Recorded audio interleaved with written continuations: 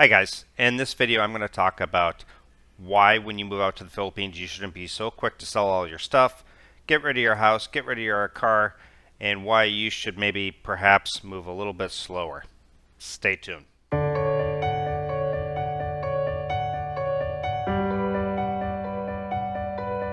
Now this video doesn't pertain only to the Philippines. It really pertains to anybody who's moving out of their home country and perhaps moving to the Philippines or Colombia or the Ukraine or wherever you're going to move. It really doesn't make a difference. A lot of people that I talk to come out here, they have sold all their stuff, and maybe they've only visited the Philippines for a couple of weeks, at some point, and all of a sudden they've decided, okay, this is where I want to be. Well, one thing you have to understand is when you come out here and you've only spent a couple of weeks, of course it's going to be fantastic. Everything is going to be great. You're going to be staying in different accommodations than versus living here. You also don't have to deal with your electric and your internet and your water and all of that. You don't have to deal with doing business in the Philippines, and you don't have to deal with the organization and sorry sir, I'm out of stock, and all the other little things that go with that. So when you get out here and you're here for 2 weeks, you're kind of in a honeymoon phase. I mean, you're a tourist, really. You're not living out here. And a lot of people will use that 2 weeks and make a huge life-changing decision based on just a 2 week vacation or something. And I hear about this all the time. What happens is they sell their car, they get rid of their stuff. And granted, I am a fan of being a minimalist. I think you can have a better quality life when you're not prisoner to your own stuff. Your stuff holds you prisoner, is the way I look at it. So I'm all for that. But getting rid of your car, getting rid of your apartment, getting rid of your house, things like that, I don't think you should be so quick to do. When I came out here, I was here for 1 month. I came out on a 1 month vacation in the Philippines, came back, and even at that point I hadn't yet decided on the Philippines. I came out here and landed a job in Cebu, and that really made up my mind in my decision on where to live and where I was going to be. Now, a couple mistakes that I made was, one, I probably should have held onto my car a little bit. Maybe I had a really decent apartment where I was living, and I should have probably held onto that even for a little bit and gave it more of a test drive when I got out here. I should have did Airbnb for a little bit. I went from a hotel. I was at a hotel for about 4 or 5 nights, and then I went right into a lease right away. Granted, after I signed that lease and moved in, put the deposit down, I started to discover different little parts of Cebu City that I would have rather have been in, and less expensive condos, better amenities.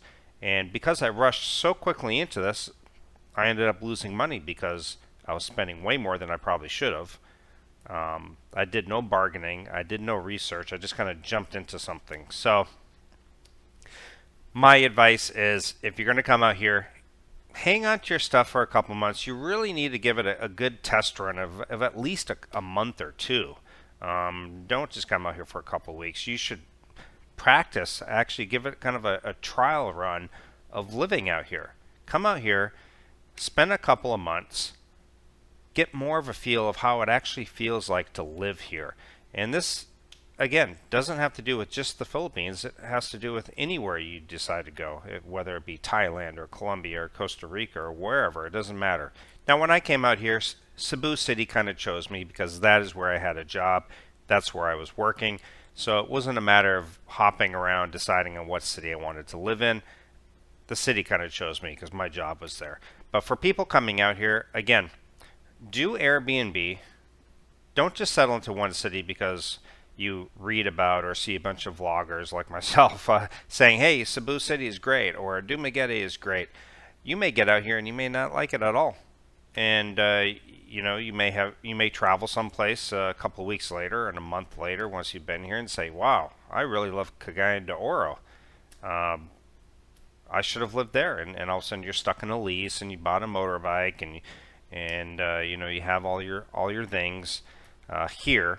So again, I think it's better that if you get out here and you kind of do a little bit of a tour throughout the Philippines or Thailand or wherever. And again, don't just jump into a lease. Don't start buying a bunch of possessions that kind of tie you down, like back in the West. You know, you start getting all your possessions. Your possessions start to really control you. They own you. And when you get out here, a lot of people make that mistake. I've got a good friend who's just got a bunch of stuff, you know, a couple of cars, a couple of bikes. He's got all this recording equipment because he likes to do singing, and he's kind of got his little studio set up. Now, granted, yes, he could sell all this stuff and get rid of it and be able to move, but it has really kind of tied him down, and he hasn't been able to move and go to a different country or even travel or do what he really wants to because this stuff is tying him down. So, you know, bounce around, go to different places, get a good feel of, you know, where it is that you like before you make that final decision. And then perhaps go back to the West, then get rid of your car, tell your landlord, hey, this is it, you know, I'm done here. And another thing is also maybe bounce from country to country. If you're in Central America, don't just go to Costa Rica. Go to Costa Rica. Go to Belize or whatever. Try out a few different countries or South America. If you're out here in Asia, come out to the Philippines. And once you're here, things are super cheap. You can fly over to Thailand, Vietnam, Cambodia, Malaysia, and just get a feel. You know, you might get out here and say, wow, I love the Philippines, but I like Malaysia even more. So why don't I just move to Malaysia and then just use that as a good base camp, and I'll just come visit the Philippines and go scuba diving and maybe meet a nice girl or whatever. So a lot of people just make their decision way too quick, based off of what I call a kind of a honeymoon period where everything is new, everything's exciting, and yeah. The other thing is also a lot of people get here and they just get into these instant relationships too. Again, not just specific to the Philippines, but it could be Thailand or Colombia or whatever. And all of a sudden, people's common sense just kind of goes out the window. You know, if you were back in the U.S., would you move a girl in after 1 week of knowing her, 2 weeks of knowing her? Ah, very doubtful. But once people get over here, they kind of lose their mind, and you know, a younger, more attractive girl, and everything's exciting, and it's a new culture, and all of a sudden they just lose their mind. They forget all their common sense, and they're moving somebody in immediately after they've just met. They're just jumping into that serious relationship way too quickly, and even with marriages out here, things just seem to go so fast. And I just think that people should really slow it down. You know, everything's new and exciting. You're in that honeymoon phase. You know, everything is just, you know, really cool and exciting at this point. And you just need to slow things down, you know, and that includes your dating. That includes jumping into a lease, settling onto one island here in the Philippines or wherever, settling into one city. You know, all of this should be slowed down. I really recommend just doing your Airbnb, hopping around different islands, hopping around to different countries, and really finding out what you really like. Because I know so many people who have come out here and they stay in that honeymoon phase sometimes for a long time. Sometimes, I don't know why, but 5 years seems to be the magic number.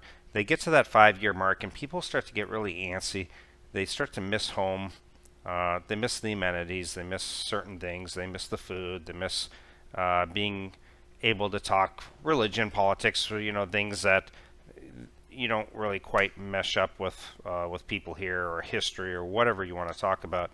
And you kind of have to meet up with your expat friends to get that type of conversation.